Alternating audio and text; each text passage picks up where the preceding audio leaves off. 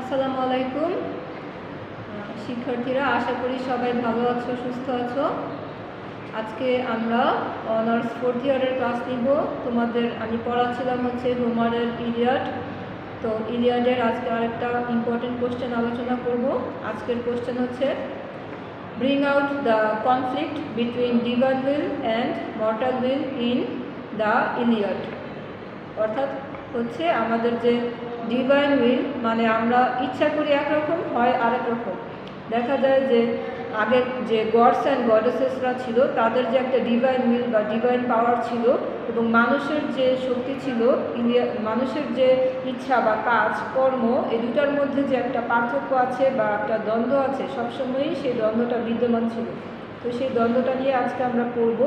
আমাদের কোশ্চেন হচ্ছে bring out the conflict between divine will and mortal will in the Iliad.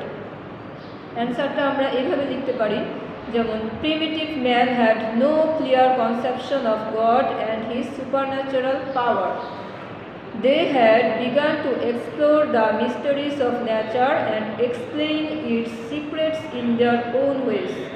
What they could explain, they imagined the hands of some supernatural and invisible power which controls everything. The Greeks also followed the same way and imagined their own gods and goddesses. They imagined them after their own image, beautiful, friendly, amusing, but punishing and dangerous when they are angry and displeased. Gods are immortal and they enjoy supernatural power. We know that men have no supernatural power, but gods and goddesses have the supernatural power. In the Iliad, we also find the power of supernatural power of gods and goddesses. There is no denial of the truth that people of every country, ancient or modern, have their own conception about the existence of supernatural beings. The gods in the Iliad are larger than life. They are much superior than mortal men. Moreover, they are integral part of Greek epic convention. They are in fact instrumental in exposing human tragedy. The Iliad, by virtue of the tragic elements that it contains in its story, would have been a magnificent tragedy. In that case, it would lack two essential elements, namely the helplessness of the mortals to forces beyond human control and the glaring contrast between the existence of the supernatural and the harsh realities of human life. The gods in the Iliad have always been engaged in playing some important roles.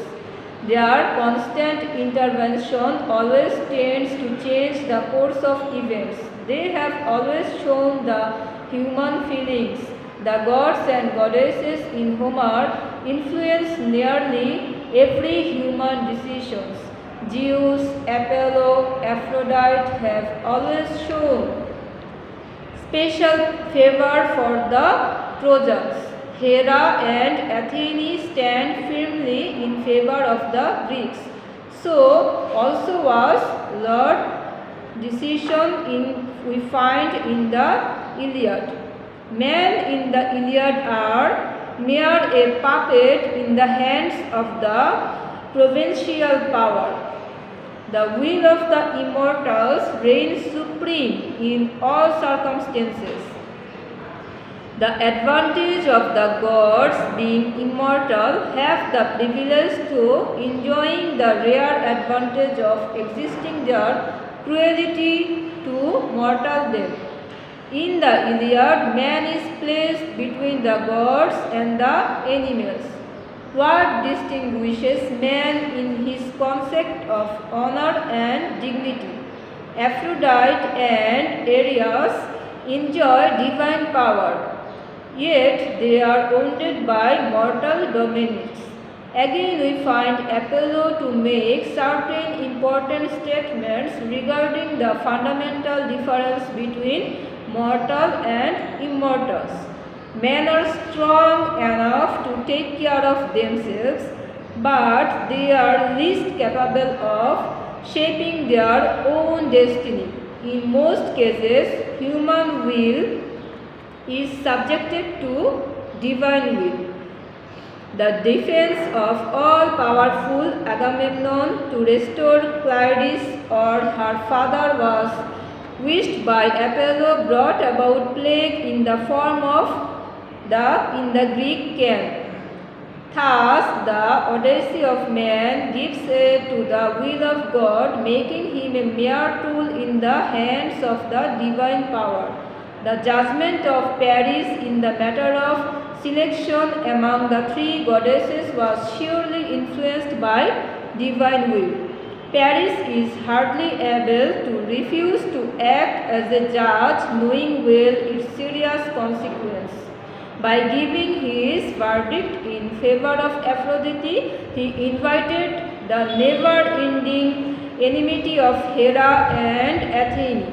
Finally, we come to the conclusion that the divine will always prevails upon the will of mortal man.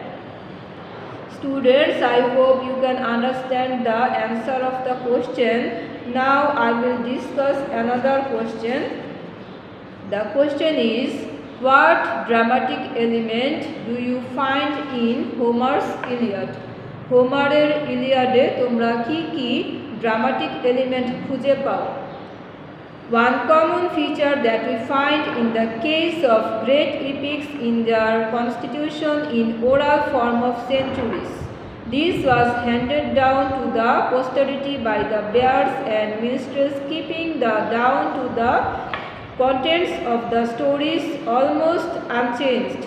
This oral technique might have inspired a great minstrel like Homer to give a concrete shape of an epic to a very popular lore or story. Indeed, it was not easy to convert an event of lesser importance into a gigantic epic encompassing almost every aspect of life, which dates back to 1215 BC. The epic begins with an invocation, the anger of Achilles, song of Peleus and sea nymph Thetis. That furious and accused anger of a demigod brought untold sufferings to the Greeks who besieged Troy. Then gradually Homer unfolds his story, which beside being an excellent narrative of 15,000 lines poem bears dramatic notes. Homer's wonderful skill of characterization is a precursor of the advent of great dramatists like Aeschylus, Euripides and Sophocles. Now let us try to trace out the origin of the classical tragedies. Original legends in course of time merged into such classical tragedies, providing them with their essential elements. In this connection, we may mention that the novel, a creation of literature, is much later period and in the drama are compounded of the same elements. The general principles which has been laid down for the study of plot, characterization, dialogue and interpretation of life in prose fiction hold good in respect of the same constituents in a play. In a drama, we have presentation, complication, climax, denouement, catastrophe and resolution. Now we are to find out how many of these elements are found in Homer's Iliad.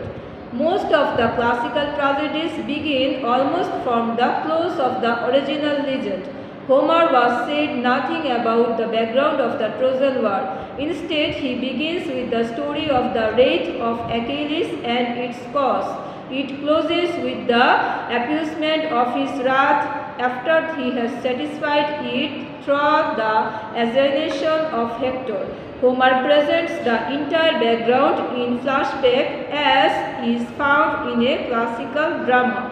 Like all classical plays, Homer has observed the three unities, the unity of time, the unity of place, and the unity of action.